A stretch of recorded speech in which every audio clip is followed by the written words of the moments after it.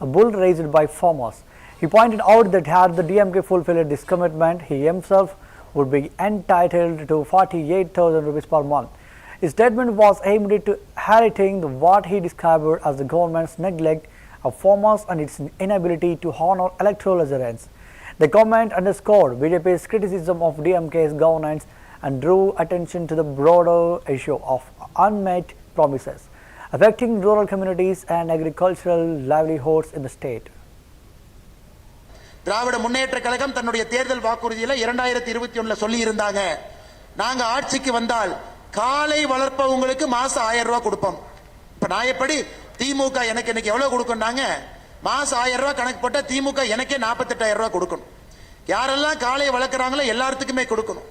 அப்படி சொல்லிவிட்டு 4 ஆண்டு காலம் முடிந்து விட்டது. அவங்களுடைய ஆட்சியே முடிய போகுது. காளை வளர்ப்பவர்களுக்கு மாசம் 1000 ரூபாய் என்று சொல்லி ஆட்சிக்கு வந்த திராவிட முன்னேற்ற கழகம்